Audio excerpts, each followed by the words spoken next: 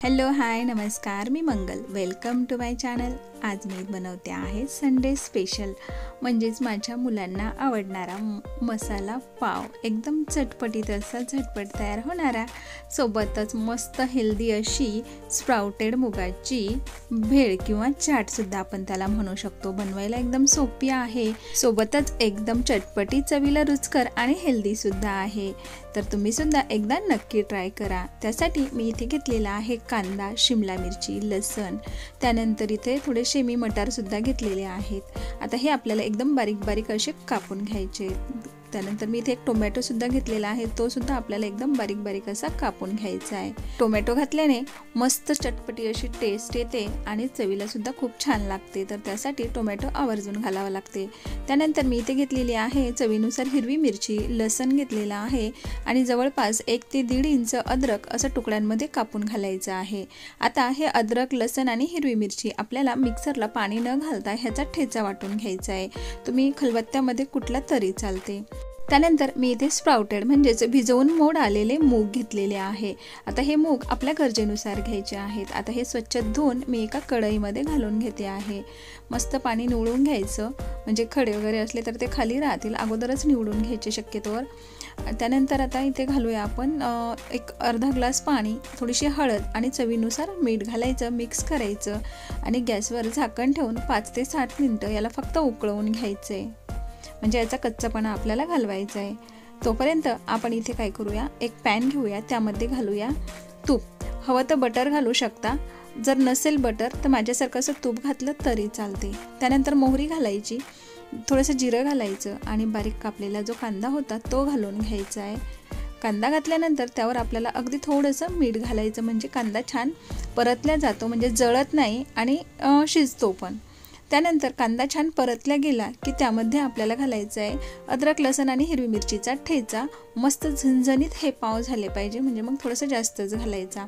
त्यानंतर टोमॅटो आणि शिमला मिरची घालून घ्यायची आणि व्यवस्थित त्याला मिक्स करायचे आणि टोमॅटो पूर्ण शिजेपर्यंत आपल्याला याला व्यवस्थित शिजवून घ्यायचे.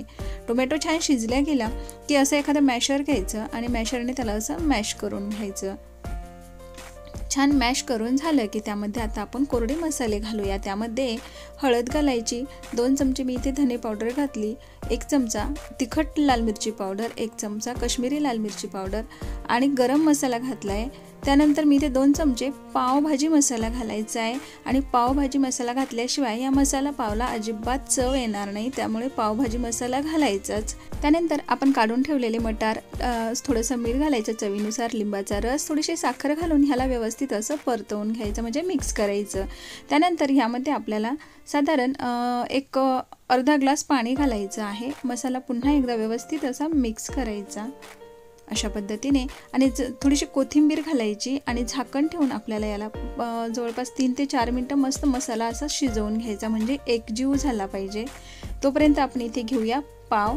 तर मी इथे लादी पाव घेतलेले आहेत, जे 6 आहेत. तर यामध्ये 3 ते 4 जणांचा नाश्ता सहज होतो.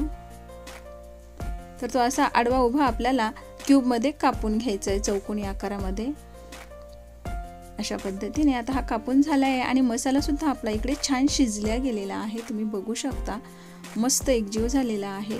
आता या मसाल्याला एकदा पुन्हा व्यवस्थित असं मिक्स करायचं आणि त्यामध्ये जे पावचे आपण कापलेले तुकडे होते ते घालून घ्यायचे आणि त्यानंतर त्याला हळूवारपणे असं व्यवस्थित मिक्स करायचं आहे.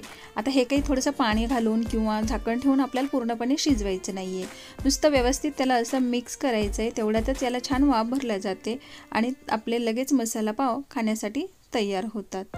आता तुम्ही बघू शकता हे छान मस्त याला मसाला कोट झालेला आहे. वरून थोडीशी कोथिंबीर घालायची, म्हणजे आपले इथे मस्त चटपटीत गरमागरम असे मसाला पाव खाण्यासाठी तयार झालेले आहेत, तुम्ही बघू शकता. त्यानंतर इथे आपले मूगसुद्धा छान 5 ते 7 मिनटं मी इथे शिजवून घेतलेले आहे. आता नॉर्मल थंडसुद्धा झालेले आहेत. त्यानंतर या भेळसाठी किंवा चाटसाठी लागणारं साहित्य, त्यामध्ये आपण एक मध्यम आकाराचा कांदा घेतलेला आहे, जो एकदम बारीक बारीक तुकड्यांमध्ये कापून घेतला आहे. त्यानंतर एकदम छोट्या आकाराचे मी इथे 2 बटाटे घेतलेले आहे, ते सुद्धा मी इथे बॉईल करून घेतलेले आहे आणि त्याचे असे बारीक बारीक तुकडे करून घेते आहे. त्यानंतर एक छोट्या आकाराचा मी टोमॅटोसुद्धा घेतलेला आहे, जो बारीक बारीक तुकड्यांमध्ये कापून घेतलेला आहे.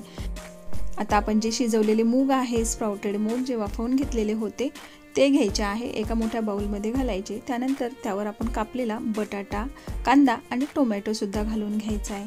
त्यानंतर ही भेळ किंवा चाट ही झणझणीत झाली पाहिजे म्हणून त्यासाठी आपल्याला घालायचं आहे अद्रक लसूण हिरवी मिरचीचा ठेचा। त्यानंतर 1 चमचा चाट मसालासुद्धा घालायचा आहे। गरज वाटली तर लाल मिरची पावडर घाला, नाही घातली तरी चालते। आपण इथे हिरवी चटणी केली नाही म्हणून मी 1 चमचा पुदिना पावडर, चवीनुसार साधं मीठ, काळं मीठ घातलं। त्यानंतर मी इथे घालते आहे चिंचेची चटणी जी माझ्याकडे ऑलरेडी तयार होती। त्यानंतर मी इथे तळलेले किंवा असे रोस्ट केलेले मक्याचे पोहे घातलेले आहेत, असे चुरा करून घालायचे। त्यानंतर मी इथे अर्धा लिंबाचा रस घातलेला आहे। आता भरपूर अशी कोथिंबीर घालायची। आता काय करायचे, मस्त याला 2 चमचे घ्यायचे आणि व्यवस्थित असं मिक्स करायचं, म्हणजे सगळे मसाले त्याला सगळीकडून व्यवस्थित लागले पाहिजे। मग काय इथे आपली तयार झाली आता स्प्राउटेड मुगाची चाट किंवा भेळ। अप्रतिम लागते, तुम्ही सुद्धा एकदा नक्की ट्राय करा। असा मसाला पाव आणि स्प्राउटेड मुगाची भेळ किंवा चाट एकच नंबर लागते, तुम्ही नक्की ट्राय करा। नक्कीच मी बनवलेली ही रेसिपी किंवा मसाला पाव आणि स्प्राउटेड मुगाची भेळ तुम्हाला जर आवडली असेल तर लाईक, शेअर, सबस्क्राईब करायला विसरू नका। थँक्यू।